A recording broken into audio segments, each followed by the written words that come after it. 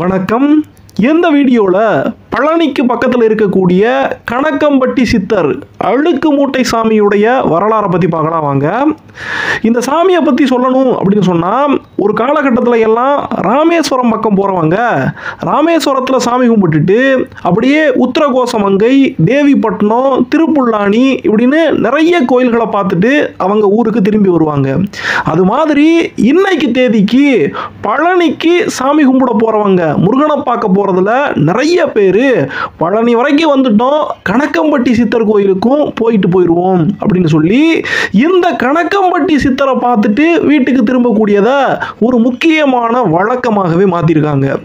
இந்த கணக்கம்பட்டி சித்தர் யாரு?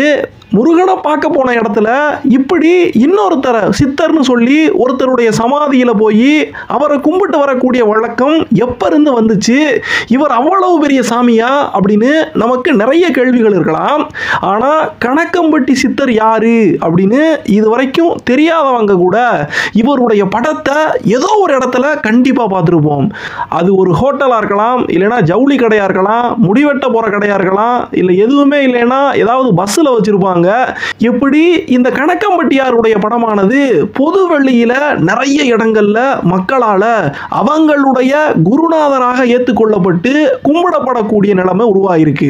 1980s 1990sல எப்படி மேல்மருவத்தூர் ஆதிபராசக்தியை கும்பிடுறதுக்கு நிறைய வழிபாட்டு மன்றங்கள், நிறைய பேர் அவருடைய பக்தர்கள், இந்த பக்தர்கள் இன்னும் நிறைய பேரை கூப்பிட்டு வந்து மேல்மருவத்தூருக்கு போகக்கூடிய வழமை இதெல்லாம் எப்படி உருவாச்சோ, அதே மாதிரி இன்னைக்கு தேதிக்கு கணக்கம்பட்டி சித்தருடைய கோயிலானது பக்தர்கள் மத்தியில் ரொம்பவே பிரசித்தி.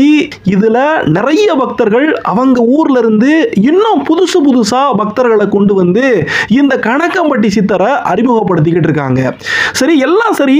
இந்த கணக்கம்பட்டி சித்தர் அப்படிங்கிறவர் திடீர்னு எப்படி உருவானாரு? இப்போ ஒரு 4-5 வருஷமா தான் இவரை பத்தி நிறைய தெரியுது. அதுக்கு முன்னால கணக்கம்பட்டி சித்தர் என்ன செஞ்சாரு அப்படின்னு சொல்லி கேட்டா, கணக்கம்பட்டி சித்தர் ஒரு 45 வருஷமாவே பழனியை சுத்தி இருக்கக்கூடிய பகுதிகளில் பிரசித்தியா தான் இருந்திருக்காரு. பழனி மட்டும் கிடையாது, மதுரையா இருக்கட்டும், இன்னமுமே நிறைய தென் மாவட்டங்கள்ல அவருடைய பக்தர்கள் இருந்துகிட்டு தான் இருந்திருக்காங்க. அவரை நம்பி போய் அவர்கிட்ட ஆசி வாங்கிட்டு தான் ஒவ்வொரு முக்கியமான விஷயத்தையும் செய்யக்கூடிய ஆட்கள் இருந்துகிட்டு தான் இருந்திருக்காங்க.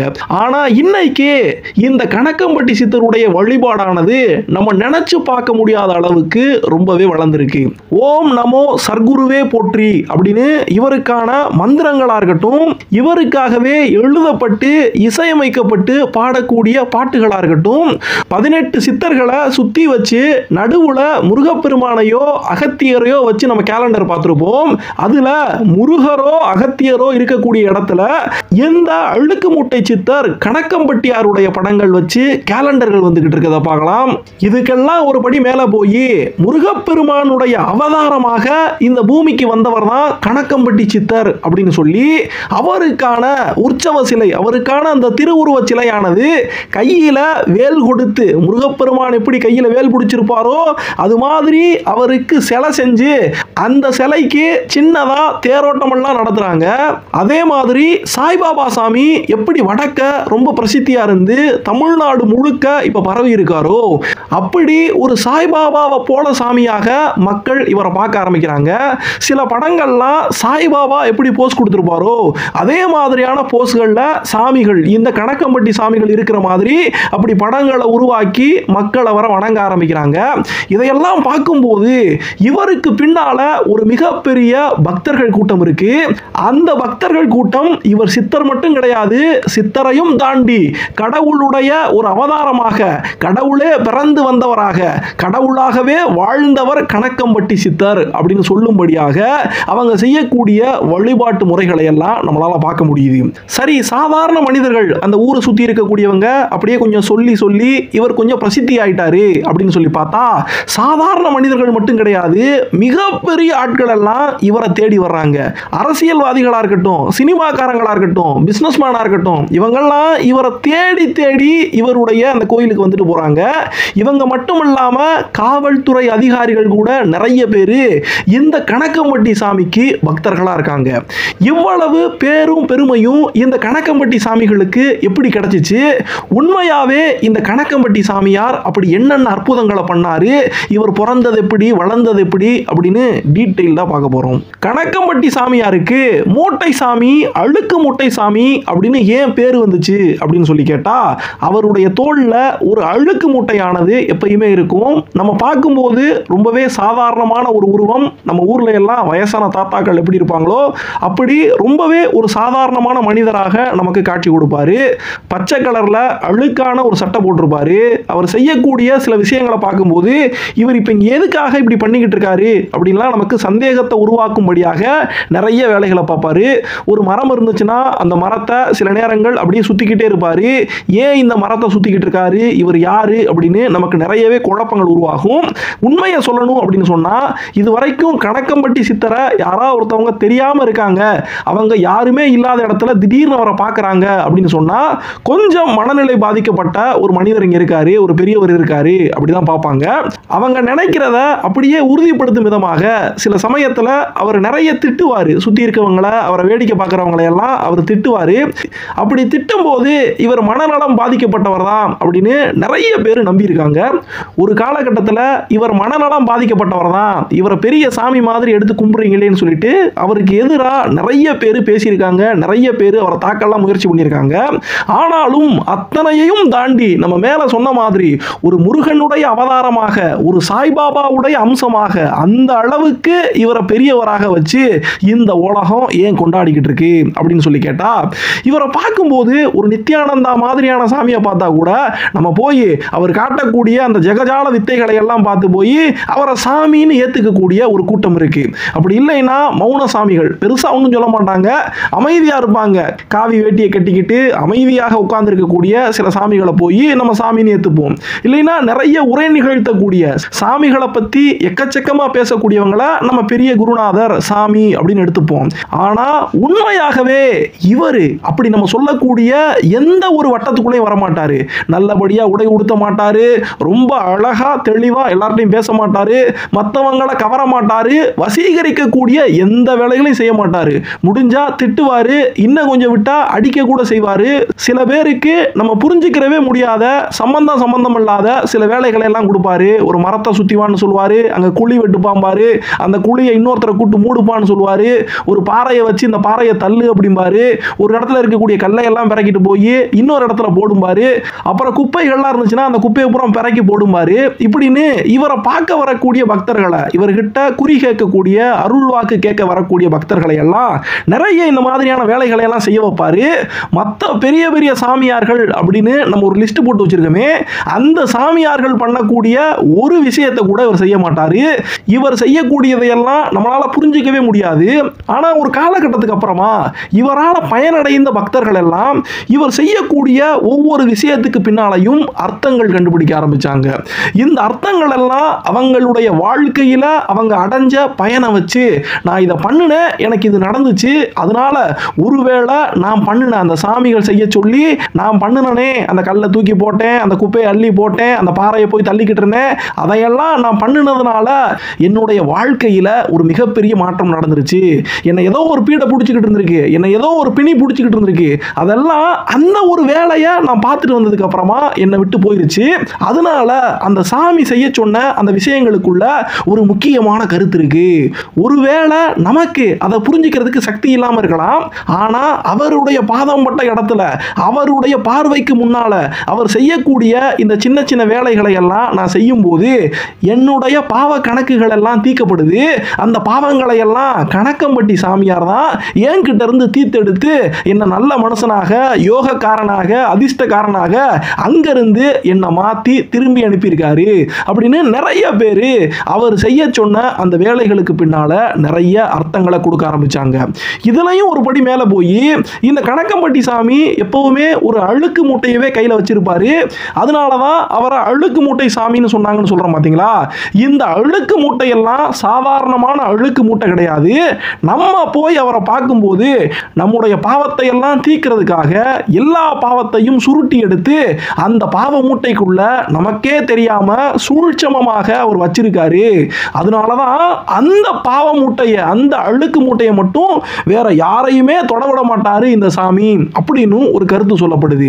எப்படி கணக்கம்பட்டி சுவாமியுடைய நடவடிக்கைகள், அவர் செய்ய சொன்ன விஷயங்கள், இதையெல்லாம் பேசணும்னா ஏகப்பட்ட நேரங்கள் நம்ம அதை பத்தியே பேச முடியும். ஆனா கணக்கம்பட்டி சுவாமிகளை நேரில் பார்க்காதவங்க அவர் எப்படி இருப்பாரு அப்படின்னு புரிஞ்சுக்கணும்னா, நம்ம ஊர்ல இருக்கக்கூடிய ஒரு வயசான தாத்தா அவர்கிட்ட போய் நம்ம உட்கார்ந்தோம் அப்படின்னு சொன்னா சில நேரத்தில் கொஞ்சம் பொறுமையாக நம்ம கிட்ட பேசுவாரு. இன்னும் சில நேரத்தில் எதுக்குனே கோபப்படுறாரு அப்படின்னு தெரியாம நம்ம மேல கோபத்தை காட்டுவார். பாத்தீங்களா? அப்படித்தான் இந்த கணக்கம்பட்டி சித்தர் சில பேர்கிட்ட நல்ல முறையிலையும் சில பேர்கிட்ட கோபப்பட்டும் பேசக்கூடிய ஒரு வழக்கத்தை வச்சிருந்தாரு. சில பேரெல்லாம் அவரை பார்க்கறதுக்காக தூரத்துல வரும்போதே அவங்கள பக்கத்துல வரவிட மாட்டாரு. அயோக்கிய பையன் வர்றான் பாரு, அவன் அப்படியே திரும்ப போயிட சொல்லு அப்படிம்பாரு. இன்னும் சில பேரை பக்கத்துல வந்து உட்கார்ந்தாலும் பக்கத்திலேயே சேர்க்க மாட்டாரு, விரட்டி விரட்டி விட்டுருவாரு. கடுமையான வார்த்தைகளை பேசி அவங்கள திட்டுவாரு. சில பேர் அடிச்சு ரத்தமெல்லாம் வரக்கூடிய நிகழ்ச்சிகள் எல்லாம் நடந்திருக்கு. கணக்கம்பட்டி சித்தர் இப்படியெல்லாம் நடந்துக்கிறதுக்கு என்ன காரணம் அப்படின்னு அவருடைய வாழ்க்கை வரலாறை நம்ம பார்க்கும்போது நமக்கு தெளிவா புரியும். கணக்கம்பட்டி அப்படிங்கிற இந்த ஊரானது பழனியிலிருந்து ஒரு 8 கிலோமீட்டர்ல இருந்து 10 கிலோமீட்டர் தொலைவில் இருக்கக்கூடிய கிழக்கு பக்கமா, பழனியிலிருந்து கிழக்கு பக்கமா இருக்கக்கூடிய ஒரு ஊர். இந்த ஊர்ல காளிமுத்து அப்படிங்கிற பேர்ல ஒரு குழந்தையானது திம்மநாயக்கர் அப்படிங்கிறவருக்கு பிறக்கிறாரு. இந்த காளிமுத்து தான் இப்ப நம்ம பேசக்கூடிய இந்த அழுக்கு மூட்டை சித்தர், இந்த கணக்கம்பட்டி சித்தர். சின்ன வயசுல அவங்க அப்பா அம்மா வச்ச பேரு காளிமுத்து அப்படின்னு சில பேர் சொல்றாங்க. இன்னும் சில பேர் அவருடைய உண்மையான பேரு பழனியப்பன் அப்படின்னு சொல்றாங்க. அதனால பழனியப்பன் அப்படிங்கிற இருந்த அந்த பேர் தான் பழனிசாமி அப்படின்னு மாறி போச்சு. காளிமுத்து அப்படிங்கிறது அவருடைய பேர் இல்லைங்கிறாங்க. எது எப்படியோ காளிமுத்து அப்படிங்கிற பேரும் பழனிசாமி அப்படிங்கிற அந்த ரெண்டு பேருமே மக்களால நிறையவே உபயோகப்படுத்தப்படுது. இவங்க அப்பாவுக்கு 2 மனைவிகள் இருந்ததாகவும் இவர் மூத்ததாரத்துடைய மகனாக பிறந்திருக்காரு. அவருடைய இளமை காலத்திலேயே அந்த ஊர்ல இருந்த ஒரு பால்காரர்கிட்ட அவர் வேலைக்கு சேர்ந்துட்டாரு அப்படின்னு சொல்லப்படுது. அதுக்கப்புறமா அவருடைய வாழ்க்கையில பெருசா எந்த அற்புதங்கள் எல்லாம் இல்ல. சின்ன வயசுல ஒரு சாதாரணமான ஒரு கிராமத்து மனிதராகவே அவர் வாழ்ந்து வந்திருக்காரு. இப்படி எல்லாம் நல்லா போயிட்டு இருக்கும்போது ஒரு குறிப்பிட்ட சமயத்துல அவரு ஆள் காணாம போயிடுறாரு. கணக்கம்பட்டி அப்படிங்கிற இந்த ஊருக்குள்ளேயே சுத்திக்கிட்டு இருந்த இந்த காளிமுத்து அப்படின்னு சொல்லப்படக்கூடிய பழனியப்பனை, பழனிசாமியை காணமே அப்படின்னு சொல்லிட்டு எல்லாரும் கொஞ்சம் தேடி பார்க்க ஆரம்பிக்கிறாங்க. ஆனாலும் 2-3 நாள் அவர் எங்க போனாரு அப்படின்னே தெரியாம போயிருக்கு. இப்படிப்பட்ட நேரத்தில் இடும்பன் மலை அப்படின்னு சொல்லி பழனிக்கு பக்கத்தில் ஒரு மலை இருக்கு. நம்ம பழனி முருகன் கோயில்ல இருந்து பார்த்தோம்னா நமக்கு இன்னொரு மலை, ஒரு பெரிய குன்று, ஒரு மலையை நம்மளால பார்க்க முடியும். அதுதான் இடும்பன் மலை. நம்ம இடும்பன் சொல்றோமே, இடும்பன் சொல்லப்படக்கூடிய சாமி. இந்த இடும்பன் சாமி அகத்தியர் சொன்னாரு அப்படிங்கிற பேர்ல 2 மலைகளை காவடி மாதிரி கட்டி தூக்கிட்டு வந்து அதை இறக்கி வைக்கும் போது அதுல ஒரு மலை மேல ஏறி தான் பழனியில முருகப்பெருமான் நின்னுக்கிட்டாருன்னு சொல்லுவாங்க. இப்படி 2 மலைகளை அவர் சுமந்து வந்தாரு அப்படின்னு சொல்லும்போது ஒரு மலையில முருகப்பெருமான் ஏறிக்கிட்டாரு, இன்னொரு மலை இருக்குமே அந்த மலை தான் இடும்பன் மலைன்னு சொல்லப்படக்கூடிய மலை. இந்த இடும்பன் மலை காட்டுப்பகுதிக்குள்ளதான் அவர் 2-3 நாளா மூச்சு பேச்சு இல்லாம கிடந்தாருன்னு சொல்லப்படுது.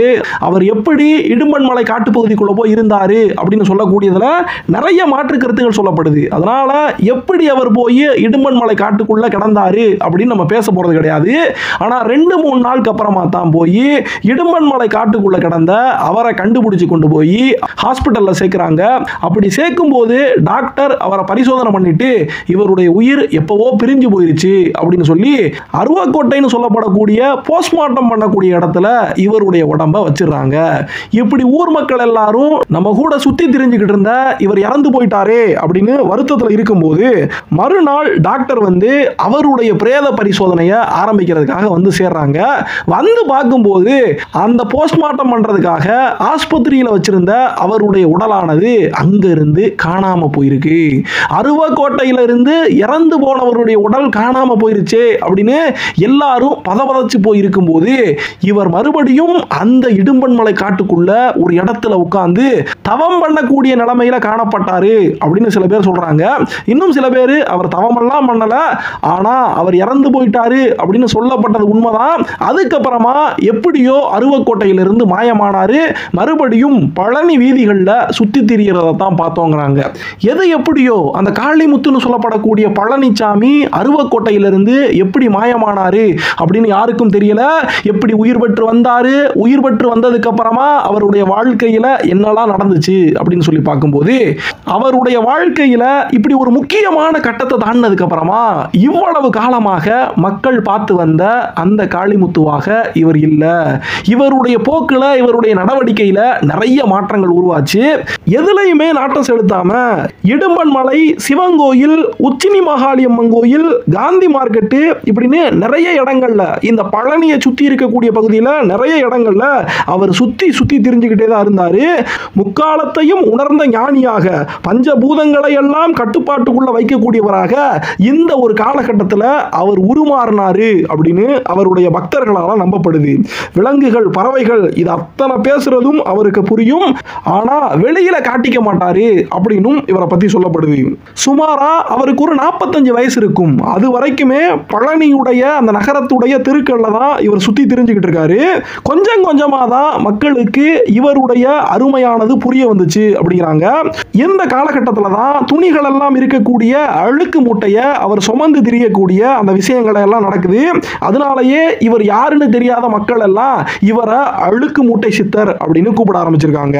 1979 வாக்குல இவரை சுத்தி, இவரை தேடி வரக்கூடிய மக்கள் எல்லாம் அதிகமா இருக்காங்க அப்படின்னு சொல்லி பழனியுடைய தெருக்கள்ல சுத்தி திரியாம அவருடைய சொந்த ஊரான கணக்கம்பட்டிக்கே வந்து சேர்ந்துறாரு. கணக்கம்பட்டிக்கு வந்தாலும் யாருடைய வீட்டுக்கு, அவருடைய சொந்த வீட்டுக்கோ, அவங்க சொந்தக்காரங்க வீட்டுக்கோ, யாருடைய வீட்டுக்குமே போகாம ரோட்டோரத்திலேயே நடந்து திரிகிறது, மரத்தடியில் உட்கார்றது, இப்படியாக கொஞ்ச காலங்களை ஓட்டுறாரு. அப்புறமா கணக்கம்பட்டியில் இருக்கக்கூடிய மோகன் அப்படிங்கிறவருடைய தோட்டத்தில் போய் உட்கார்ந்து ஒரு 35 வருஷங்கள், 1979 இருந்து ஒரு 35 வருஷங்கள், 2014 அவர் சாமி கிட்ட போய் சேர்ற வரைக்குமே மோகன் சொல்லப்படக்கூடிய அவருடைய தோட்டத்தில் தான் தங்கி இருந்து அவரை தேடி வரக்கூடிய பக்தர்களுக்கெல்லாம் அருள் வாக்கு சொல்றது, நம்ம மேல சொன்ன மாதிரி நிறைய பரிகாரங்கள், அதை பண்ணு இதை பண்ணுன்னு சொல்லிட்டு சின்ன சின்ன வேலைகளை எல்லாம் கொடுக்கிறது, இதெல்லாம் தான் இந்த சாமிகள் செஞ்சு வந்திருக்காரு. அப்படின்னா நம்ம பேசக்கூடிய இந்த கணக்கம்பட்டி சித்தரானவர் ஏதோ ஒரு 4-5 வருஷத்துக்கு முன்னால பிரசித்தியானவர் கிடையாது. இவர் பல காலமாக நம்ம இப்ப பெரிய பெரிய சாமிகள்னு சொல்லி நம்ம மக்கள் எல்லாம் பின்னால ஓடிக்கிட்டு இருக்காங்களே, அவங்களுக்கெல்லாம் முன்னால 1979க்கு முன்னால இருந்தே இவருக்கு பின்னால பக்தர்கள், இவருக்கு பின்னால இவரை நம்பக்கூடிய ஒரு கூட்டமானது இருந்துகிட்டு தான் இருந்திருக்கு. அவர் வாழ்ந்துகிட்டு இருந்த காலத்துல இந்த உலகத்துல என்னெல்லாம் நடக்க போகுது அப்படின்னு நிறைய விஷயங்களை அவர் முன்கூட்டியே கணிச்சு சொல்லியிருக்காரு. அதெல்லாம் நடந்திருக்கு அப்படின்னு சாட்சி சொல்றதுக்கு அவருடைய பக்தர்கள் நிறைய பேர் இருக்காங்க. இந்த பக்தர்களுடைய மனோநிலையை எப்படின்னா, இந்த சாமியை சந்தேகமே படக்கூடாது, இந்த சாமியை சந்தேகப்பட்டு இவருடைய அருளாசி கிடைக்காம நிறைய பேர் போயிருக்காங்க. மனசார நம்பு, நான் இருக்க சாட்சி, என்ன போல 1000 பேர் சாட்சி இருக்காங்க அப்படின்னு அவங்க காட்டக்கூடியதுக்கு, இந்த கணக்கம்பட்டி சாமிக்கு சாட்சி சொல்றதுக்கு மட்டும் ஆயிரக்கணக்கான மக்கள் இருக்காங்க. இந்த ஆயிரக்கணக்கான மக்கள்ல எத்தனையோ பிரபலமானவர்கள், எத்தனையோ பெரும் பணக்காரர்கள், எத்தனையோ அரசியல்வாதிகள், எத்தனையோ போலீஸ்காரங்க, இவங்கெல்லாம் இருக்கிறதுனாலயே எந்த சாமியை தேடி வரக்கூடிய புது பக்தர்கள் எண்ணிக்கையில அதிகமாயிட்டே போறாங்க. இவருடைய வாழ்க்கையில இதுக்கு மேல நம்ம ஏதாவது சொல்லணும் அப்படின்னு சொன்னா அவர் பண்ணின அற்புதங்களை பத்தி மட்டுமே சொல்லலாம். அந்த அற்புதங்களை பத்தி எழுதினாலே 100க்கும் மேற்பட்ட புத்தகங்களை வெளியிட முடியும் அப்படின்னு சொல்றாங்க. இதுல நம்ம குறிப்பா பார்க்க வேண்டிய ஒரு முக்கியமான அற்புதம் நடந்துச்சு. அது என்னன்னா, வெளிநாட்டில இருந்து ஒரு தம்பதி வாய் பேச முடியாத அவங்க குழந்தைய கூப்பிட்டுட்டு இங்க மருத்துவம் எல்லாம் கொஞ்சம் பார்த்துட்டு அப்புறம் பழனியில இருக்கக்கூடிய முருகப்பெருமானை போய் தரிசனம் பண்ணிட்டு வருவோம், முருகனை பார்த்ததுக்கு அப்புறமாவது நம்ம பிள்ளைக்கு பேச்சு வருதான்னு பார்க்கலாம்னு சொல்லிட்டு ஒரு கார்ல கூப்பிட்டு வந்துகிட்டு இருக்காங்க. இப்படி வரக்கூடிய நேரத்தில் கணக்கம்பட்டியை தாண்டி அந்த கார் போகும்போது நம்ம அழுக்கு மூட்டை சித்தர் போய் அவங்க காரை மறிக்கிறாரு. மறிச்சு அந்த குடும்பத்தை இறங்க வைக்கிறாரு. இறங்கின அந்த குடும்பத்துக்கிட்ட எனக்கு பிரியாணி வாங்கிட்டு வாங்க அப்படின்னு சொல்றாரு.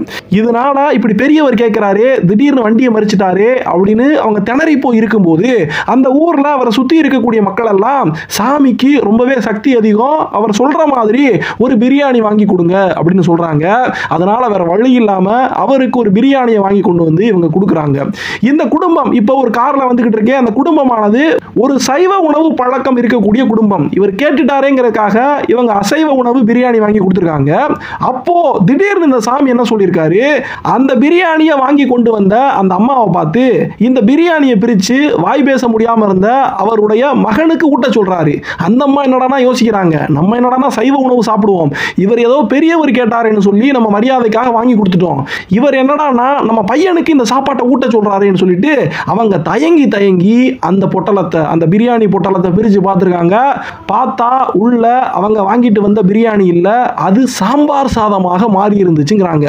இந்த சாம்பார் சாதத்தை அந்த பையனுக்கு ஊட்டிட்டு அந்த அம்மா முருகப்பெருமானை பார்க்கறதுக்காக இங்கே நம்முடைய கணக்கம்பட்டி சித்தருக்கு ஒரு கும்பிடு போட்டுட்டு கிளம்பி போகிறாங்க.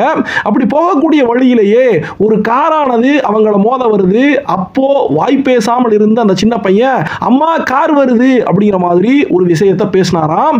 எப்படி பிறந்ததிலிருந்தே பேச்சு வராமல் இருந்த அந்த பையன் கணக்கம்பட்டி சித்தருடைய பார்வை பட்டதனால அவர் ஊட்ட சொன்ன அந்த பிரியாணியாக இருந்து இன்னைக்கு மாறி போயிருந்த சாம்பார் சாதத்தை சாப்பிட்டதுக்கு அப்புறமா அவனுக்கு அந்த நிமிஷத்துல பேச்சு வந்துச்சு அப்படின்னு சொல்றதுல இருந்தே இவர் ஒரு முக்கியமான அற்புதத்தை நிகழ்த்தி இருக்காரு அப்படின்னு அந்த சமயத்துல இது ரொம்பவே பிரசித்தியா பேசப்பட்டிருக்கு. இன்னைக்கு வரைக்கும் இவர் நிகழ்த்தின ஏகப்பட்ட அற்புதங்கள் இருந்தாலும் இது ரொம்பவே முக்கியமான ஒரு அற்புதம் அப்படின்னு பார்க்கப்படுது. ஏன்னு சொன்னா இந்த உலகத்துல அற்புதங்களை பண்ணக்கூடிய மகான்கள் அப்படின்னு சொல்லி பார்க்கும்போது ஒன்று வாய் பேசாமல் இருக்கக்கூடிய ஊமையை பேச வைப்பாங்க, இல்லைன்னா கண்ணு தெரியாமல் இருக்கக்கூடியவங்களுக்கு பார்வை கொடுப்பாங்க. இது நிறைய மகான்களுடைய வாழ்க்கையில் நடந்திருக்கு. அப்படிப்பட்ட ஒரு விஷயத்தை இந்த கணக்கம்பட்டி சித்தரும் சாதிச்சு காட்டி தான் ஒரு மிகப்பெரிய மகான் அப்படிங்கிறத இந்த உலகத்துக்கு அவர் நிரூபிச்சிருக்காரு. இன்னமும் அவர் நிரூபிக்கணும்னு நினைக்கவே இல்லை, அவர் அற்புதங்களை மட்டும் பண்றாரு. இந்த உலகமா அவரை எடுத்து கொண்டாட ஆரம்பிச்சிருக்கு. இதே மாதிரி அவருடைய வாழ்க்கையில இன்னொரு முக்கியமான விஷயத்தை எடுத்து சொல்லுவாங்க. அது என்னன்னா, பல வருஷங்களுக்கு முன்னால சென்னை டி நகர்ல ஓய்வு பெற்ற ஒரு IAS அதிகாரி இருந்தாரு. சித்தர் செம்மல் கற்பூர சுந்தர பாண்டியன் அப்படிமாங்க. அவருடைய மகன் ராஜசேகர் அப்படிங்கிறவரு தன்னுடைய நண்பர்கள் சரவணன், கார்த்திக்கு, அப்புறம் இன்னொரு நண்பர் இவங்களையெல்லாம் கூப்பிட்டுக்கிட்டு திண்டுக்கல்ல ஒரு கல்யாணத்துக்கு போயிருக்காரு. கல்யாணத்தை முடிச்சிட்டு இந்த நண்பர்கள் 4 பேரும் கணக்கம்பட்டியில் இருக்கக்கூடிய நம்முடைய மூட்டசாமி பார்க்க வந்திருக்காங்க. இந்த 4 பேருமே இளவட்ட பசங்க. ஏதோ ஒரு காரணத்தால அவங்க அப்பா அம்மா பெரியவங்க சொன்னாங்கன்னு சொல்லிட்டு திண்டுக்கல் வரைக்கும் வந்துட்டோம், கணக்கம்பட்டி சாமியையும் பார்த்துட்டு போயிடுவோம் அப்படின்னு இந்த பக்கம் வந்திருப்பாங்க போல. வந்து இந்த சாமியை பார்க்கும்போது சாமி இவங்க 4 பேருக்கும் ஒரு வேலை கொடுத்துருக்காரு. அது என்னன்னா, அங்க இருந்த ஒரு பாறாங்கல்ல காட்டி இந்த கல்லை நீங்க எல்லாம் நகர்த்தி போடுங்க அப்படின்னு சொல்லி இந்த நண்பர்களுக்கெல்லாம் உத்தரவு போட்டிருக்காரு. இந்த நண்பர்கள் எல்லாருமே அந்த பெரிய பாறாங்கல்ல எப்படிதான் இங்க இருந்து நகர்த்த போறோமோ, இந்த சாமி வேற சொல்லிட்டாரு அதை செய்யாம போக முடியாதுன்னு சொல்லிட்டு அந்த கல்லு கூட சண்டை போட்டுக்கிட்டு இருந்திருக்காங்க.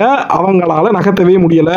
அப்ப மூட்டசாமி அவங்கள பூரா பார்த்து சிரிச்சுக்கிட்டு சரவணன் சொல்லப்படக்கூடியவரை மட்டும் கூப்பிட்டு இங்க வா அப்படின்னு சொல்லி அவருக்கு பக்கத்துல உட்கார வச்சு பேசிக்கிட்டு இருந்திருக்காரு.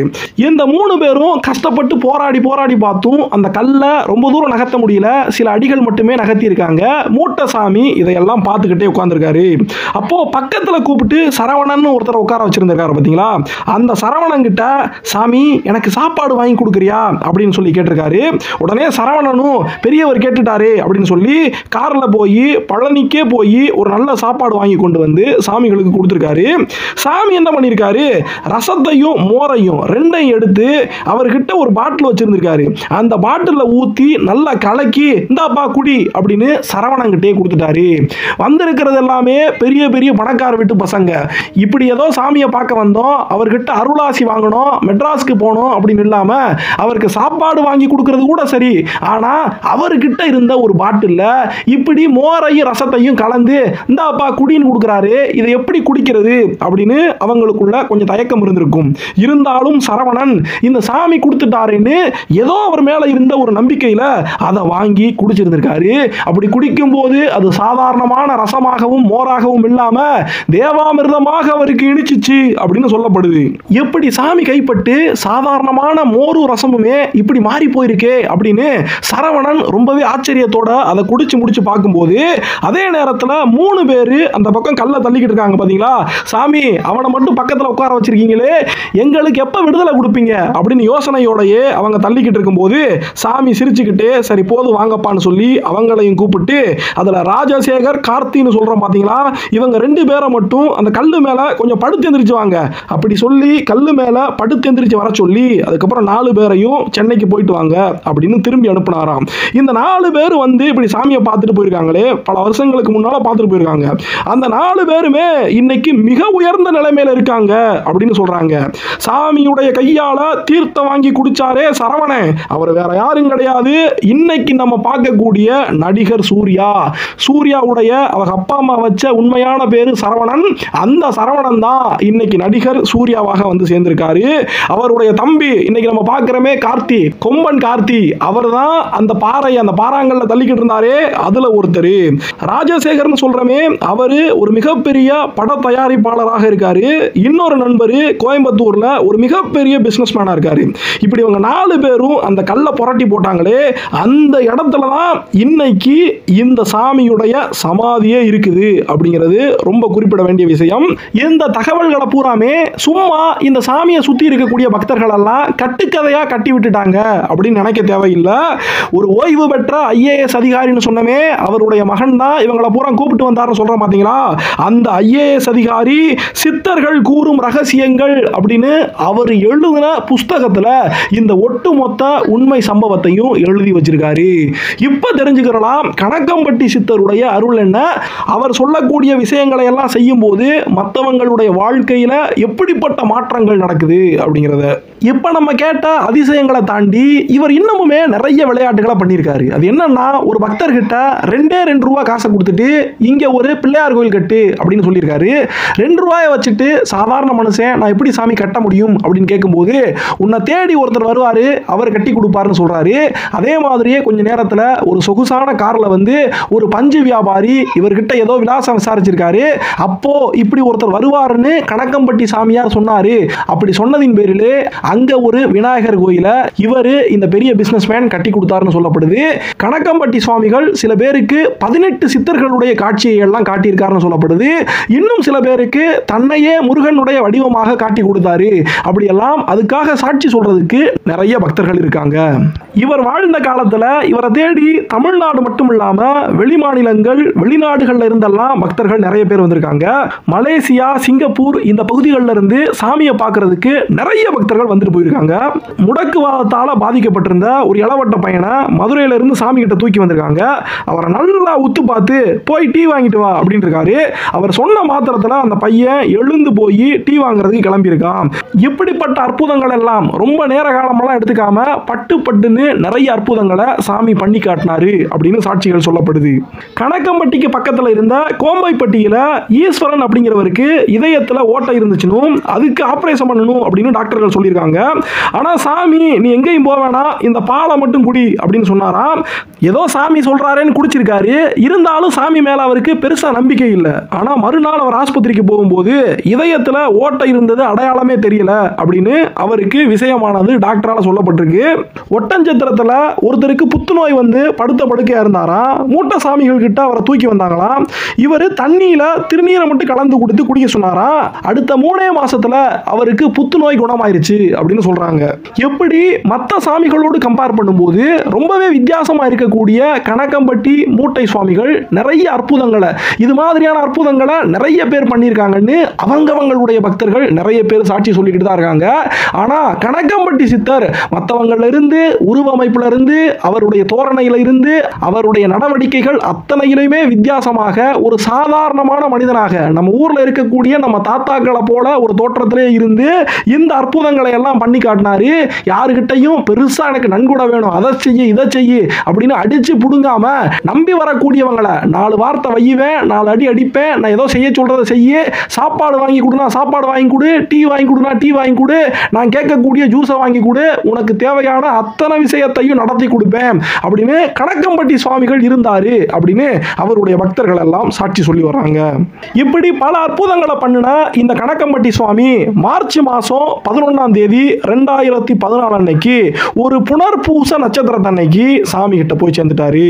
அதுல இருந்து அவருக்கு சமாதி கட்டப்பட்டு மோகன் தோட்டம்னு எந்த இடத்துல உட்கார்ந்து ஒரு 35 வருஷங்கள் அவர் மக்களுக்கெல்லாம் அருளாசி சொல்லி வந்தாரோ அதே இடத்திலேயே அவருக்கு சமாதி உருவாக்கப்பட்டு அவருக்கான பூஜைகள் எல்லாம் பண்ணப்பட்டு வந்துகிட்டு இருக்கு.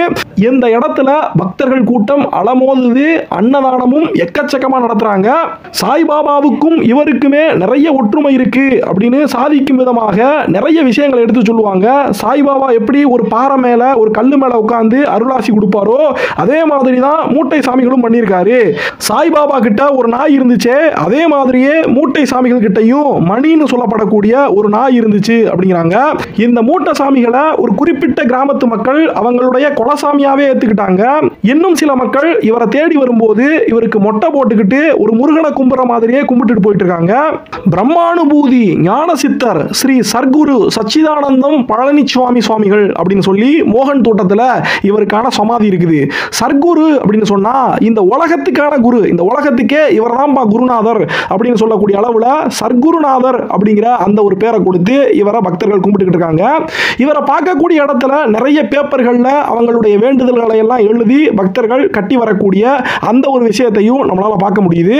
எப்படி முருகனுடைய பக்தர்களாக இருந்த அருணகிரிநாதரையும் கிருபானந்த சுவாமிகளையும் பாம்பன் சுவாமிகளையும் மக்கள் கொண்டாடினாங்களோ அதுக்கெல்லாம் ஒருபடி மேல போய் பழனிமலையை பேக்ரவுண்ட்ல வச்சு முருகப்பெருமான் நிற்கக்கூடிய இடத்துல இந்த சுவாமியை, இந்த அழுக்கு மூட்டை சுவாமிகளை வச்சு பக்தர்கள் கொண்டாடுறதுல இருந்து இவர் முருகனுடைய அம்சமாக நிறைய பேர் பார்க்க ஆரம்பிச்சிட்டாங்க அப்படின்னு நம்ம புரிஞ்சுக்கிறோம். பௌர்ணமி அமாவாசை நாட்கள்ல இவருடைய இந்த சமாதியில மிகச்சிறப்பான பூஜைகள்லாம் நடக்கும். அவர் முக்தி அடைஞ்ச புனர்பூச நட்சத்திரத்திலையும் சிறப்பு பூஜைகள் நடக்கும். இவருடைய பேரை சொல்லி தமிழ்நாட்டில் பல இடங்கள்ல தியான நிலையங்களும் இவருக்கான அறக்கட்டளைகளும் உருவாக்கப்பட்டுருச்சு. இவருடைய கோயில்ல எப்பெல்லாம் பூஜை நடக்கும் அப்படின்னு சொல்லி கேட்டோம்னா தினமும் அதிகாலையில் 5:30 மணிக்கு நட திறப்பாங்க. 5:50க்கு கோமாதா பூஜை, கரெக்டா காலையில் 6 மணிக்கு சர்க்குருவுடைய பூஜை நடக்கும்.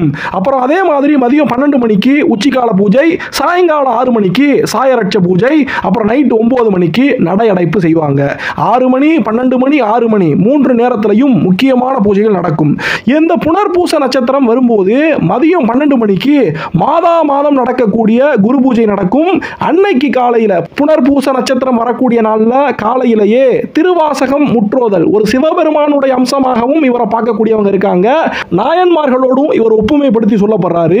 அமாவாசை பௌர்ணமியில காலையில் 6 மணிக்கு மதியம் 12 மணிக்கு சாயங்காலம் 6 மணிக்கு இந்த 3 நேரத்திலையும் சிறப்பு பூஜைகள் நடக்குது. வெவ்வேறு ஊர்கள்ல இருந்து பழனி முருகனை பார்த்துட்டு இங்கேயும் கூட்டம் அலமோதிக்கிட்டு இருக்கும். இவரை சுத்தி எத்தனையோ பக்தர்கள் வந்தாலும் இவருக்கு என்னென்னமோ செஞ்சு தரேன் அப்படின்னு சொன்னாலும் புதிய உடைகளையோ ரொம்ப ஆடம்பரமான உணவுகளையோ கூட விரும்பாத ஒரு மனுஷனாகவே கடைசி வரைக்கும் வாழ்ந்து இந்த சித்தர் பல அற்புதங்களை பண்ணி போயிருக்காரு. வாய்ப்பு கிடைக்கும் போது பழனி மலைக்கு போனோம்னா இவர் சித்தர் சுவாமி அப்படின்னு சொல்றதை தாண்டி மக்களை ஏமாத்தாம இருந்த ஒரு நல்லவராக, மக்களுக்கெல்லாம் நல்ல வார்த்தை சொல்லக்கூடிய ஒரு மகானாக இருந்தாரு அப்படின்னு நினைச்சாவது இவருடைய சன்னதிக்கு போய் ஒரு தடவை இவரை பார்த்துட்டு வரணும். இந்த வீடியோ உங்களுக்கு பிடிச்சிருந்துச்சுன்னா ஒரு லைக் கொடுங்க. இந்த வீடியோ எப்படி இருந்துச்சுன்னு கமெண்ட்ஸ்ல சொல்லுங்க. நன்றி, வணக்கம்.